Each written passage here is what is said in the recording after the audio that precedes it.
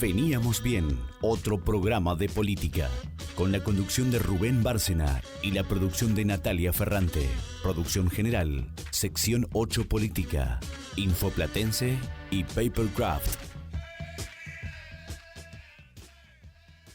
Bueno, vamos a hablar con Luciano Galup, que es periodista, está especializado en el tema de las redes sociales, y vamos a aprovechar para conversar con él de justamente de todo esto que estuvimos hablando en la intro del programa. Luciano, buen día. Rubén Bárcena te saluda. ¿Cómo estás? Hola, ¿qué tal? Buen día. ¿Cómo estás?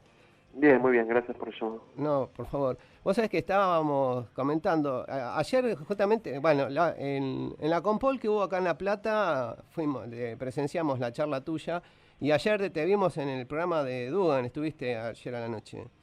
Sí. Hablando justamente, y nosotros, a partir del episodio de salud que tuvo el candidato Alberto Fernández, viste que empezaron a circular noticias sobre su estado de salud y un montón de cuestiones más. Bueno, nos pareció apropiado conversar contigo porque sabemos que tenés un trabajo bastante desarrollado en el tema de medios, el tema de las fake news. Bueno, estuviste opinando también del tema escuchas. Así que yo quería preguntarte sobre todo por los contextos estos comunicacionales, ¿no? En los que se dan las famosas fake news. En principio se dan en contextos bastante polarizados, de sociedades bastante polarizadas. Cuanto más polarizada está una sociedad, te diría que más información falsa circula o se produce. Lo que también da muestra de que la información falsa está bastante orientada a los sectores más extremos o los sectores más convencidos de ambos lados de la polarización y no tanto a los sectores más moderados o más indecisos. Claro. Pero el contexto es ese, es un contexto de una polarización en la cual hay que reforzar identidades a como dé lugar, y una de las formas en las que esas identidades se refuerzan es haciendo circular información falsa. Y técnicamente, o sea, para que lo entienda el oyente que se está despertando hoy sábado, ¿qué son técnicamente las fake news? O sea, ¿cómo podremos explicar qué es una fake news? A ver, de forma muy sencilla, una fake news es casi su traducción literal, que es una noticia falsa, lo que no quiere decir que esa noticia falsa haya sido producida con la intención de mentir. Una noticia falsa puede ser falsa por que está mal su información. Lo que pasa es que nosotros asociamos generalmente el término fake news al término de desinformación. Claro. Que ya cuando hay una información que se sabe falsa y se la distribuye con alguna intencionalidad política, con la intencionalidad de lastimar a algún adversario, ahí ya sí estamos hablando de desinformación. Pero en líneas generales tendemos a asociar esos dos términos, el de noticia falsa y el de desinformación, pero no necesariamente están juntos. Lo vimos, por ejemplo, en el caso de la adolescente esta holandesa que la de la hace un par de días eutanasia. circuló que se le había aplicado eutanasia. Eso era una noticia falsa, pero no tenía un objetivo de desinformar, porque no había ningún objetivo atrás, más que reproducir esa información que era falsa y que venía de un malentendido. El problema ahí también tiene que ver con la velocidad que los medios están necesitando producir contenido, producto de la velocidad que le imponen las redes y producto de la velocidad que ellos necesitan obtener clics para generar ingresos. Eso hace que no se chequee la información, que se busque el viral a toda costa. Entonces este tipo de información que se entiende que va a generar muchos clics, que se la ve conectada con ciertas emociones, se reproduce sin mucho análisis, y eso tiende a que circule también información falsa de una forma más variada. Claro, y en parte, por lo que vos explicabas, digamos, de que cuando hay una sociedad que está polarizada, o sea, que tiene la famosa grieta ahí en algún lado, digamos, son campo fértil para que haya este tipo de noticias que en realidad desinforman, por lo que me comentabas vos. Sí, el principal objetivo es generar instancias en las cuales desacreditas un rival. Estamos hablando de cuando se utilizan para política, ¿no? Sí. Y generalmente los que las consumen son los más convencidos de ambos lados de lo que nosotros conocemos grieta, no tanto Claro. los sectores más indecisos. Que en política se dice cazar en el zoológico, o sea, están dirigidas a la gente que piensa, digamos, ya como el sector que las difunde. Sí, porque tienen más que ver con reafirmar identidades, por un lado, y por preocupar y bloquear al otro que por cambiar opiniones. La información en general no cambia opiniones, la refuerza. Claro. Y en ese sentido, según tu entender, ¿se puede ganar una campaña electoral con fake news? No. Me parece muy naif creer que las sociedades funcionan a partir Sí, que se pueden de influenciar manipularlas con información falsa. así. Los procesos electorales son procesos complejos que tienen tramas económicas, culturales, simbólicas, y obviamente la información falsa puede jugar un papel, pero está lejos de definir quién gana y quién pierde una elección. Claro. Lo que define eso es el contexto económico, cómo los candidatos interpretan el momento, el contexto, por ejemplo, en el caso de Brasil, de la seguridad o de la violencia callejera. No es la información falsa lo que define una elección. Ajá. Y vos en tu actividad, yo he escuchado algunos reportajes que te han hecho con donde se realizan constantemente mediciones. ¿Cómo es el tema en la política? ¿Cuáles son las palabras clave, ponele, que andan circulando en estos tiempos así de pre-campaña o de campaña ya lanzado?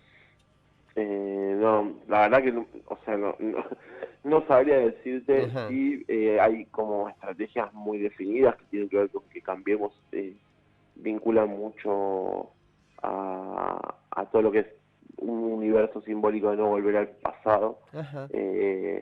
Y por otro lado hay del lado de lo que podría ser el universo ampliado PJ más a una idea de generar una alternativa, de pensar ciertas instancias de unidad, pero la verdad que no, qué palabras son las que más se usan en este momento no sabría decir. Pero sí son contenidos, digamos, uno no volver al pasado y el otro una especie de esperanza hacia adelante. Así es. Y este tipo de discurso, ¿qué alcance real tienen en los medios online? ¿Se consumen o ¿El de noticias falsas? Sí. No, depende del volumen, depende la intensidad y depende si el periodismo, no sé, como que quiere sumarse o no al tema particular. En líneas generales, noticias falsas circulan todo el tiempo en redes. Claro. Y nadie les presta atención, se les presta muy poca atención. Cada tanto hay alguna que penetra en la agenda más ampliada o en la agenda de medios que podríamos llamar entre un montón de comillas tradicionales, y eso obviamente amplía sus impactos, genera nuevas formas de lectura, pero eso es en determinados momentos, y noticias falsas en redes circulan todo el tiempo. Claro. Vos sabés que, hablando de lo que circula en las redes, a mí me pasó que leyendo, digamos, los diarios, había rumores que se instalaban en las redes y que después, por ejemplo, en diarios de tirada nacional se replicaban, por ejemplo, lo del famoso plan B de Vidal, que si Macri seguía siendo el candidato del oficialismo o si buscaba un candidato o peronista o un vice radical, que colectoras sí, que colectoras no. Y ¿cómo es que prenden esos rumores que a veces se sueltan en las redes y que llegan a los grandes medios? Es que en realidad gran parte de la agenda de hoy aparece primero en redes y después llega a los medios, porque las redes son casi inmediatas y los medios tienen procesos de producción de información bastante más lentos. Claro.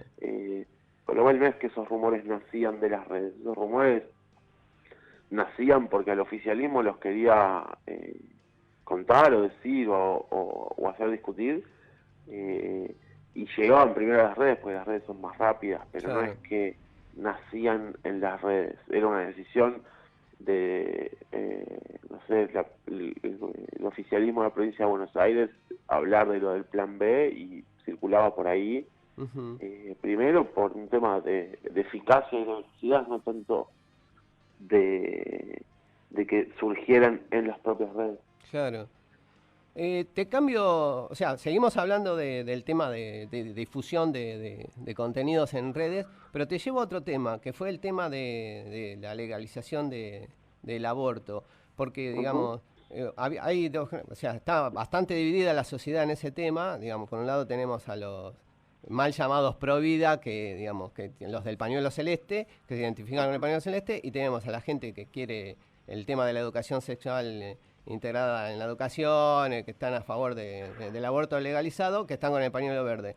Y, digamos, es como que desde que empezó el tratamiento, las presentaciones, ya van como 6 o 7 presentaciones legislativas, digamos, se liberan, se dicen, la batalla por el aborto en las redes. ¿Y cómo es el tema del engagement ahí con ese tema? Porque se dan con de todo. Sí, en principio no está, el tema aborto no está dividida la sociedad, por lo menos en redes. O sea, hay intensidades fuertes de ambos lados, pero en líneas generales las conversaciones alrededor de la legalización son bastante más potentes que aquellos que están en contra de ampliar los derechos. Eso como primera aclaración. Y después, lo que termina sucediendo es que al haber tantas figuras públicas que dan soporte a la legalización del aborto y tantas influencers que dan soporte, los alcances son sumamente desparejos y la conversación es mucho más rica de uno de los lados en términos de diversidad de opiniones, y bastante sesgada del otro lado del espectro, por así decirlo, claro.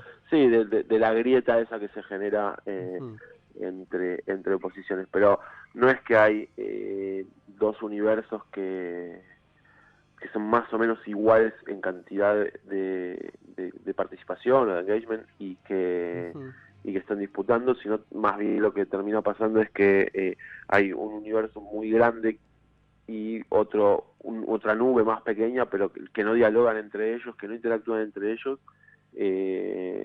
generando conversación. Claro, la clave está ahí, digamos, que generan y son universos, nubes paralelas, por así decirlo. Ajá, así es. Buenísimo. Y te hago la última consulta de esta mañana de sábado. Según tu opinión, ¿comunican bien los políticos en las redes? Medio difícil generalizar. Hay algunos que comunican muy bien y otros que no. Me parece sí que han aprendido un montón y que desde 2015 hasta ahora se han mejorado un montón de esas estrategias. Pero nada, como todo, hay algunos que entienden más cómo funciona y hay otros que las piensan más como si fueran medios más tradicionales, las piensan más en formato broadcasting, pero generalizar es como medio complejo. Sí, yo creo que en líneas generales se ha mejorado bastante. ¿Y el discurso en las redes tuvo alguna modificación o va de la mano del emisor ahí? No, es lo mismo. Me parece que quien genera estrategias de comunicación en redes y puede pensar cómo utilizarlas específicamente y qué discursos desarrollar sobre cada una de esas plataformas, está en condiciones de ampliar mucho más su escucha y su participación, pero depende de cada uno, depende de cada candidato, depende de cada estrategia. Luciano, para terminar, vos tenés un blog ahí en Medium, ¿no? Sí, en realidad es algo que tengo bastante abandonado, donde voy subiendo las notas que publico en algunos medios y las voy dejando colgadas ahí para tenerlas como repositorio, pero no es que escribo cosas en Medium, sino que lo uso como repositorio de columnas de opinión, no sé, en Perfil y en otros lados que escribo. Y el que te quiera seguir, @lgalup. Ahí en Twitter. Claro, exacto. ¿Y tenés cuenta en Instagram? Sí, lo mismo, @lgalup. Buenísimo. Así le recomendamos a la audiencia, si le interesó la charla de hoy, que te pueda seguir por ahí y pueda seguir profundizando el tema. Luciano, te agradezco mucho la llamada. Un gusto. Un abrazo grande. Hasta luego. Que ahora con el apoyo del narcotráfico, del ejército... Veníamos bien. Otro programa de política.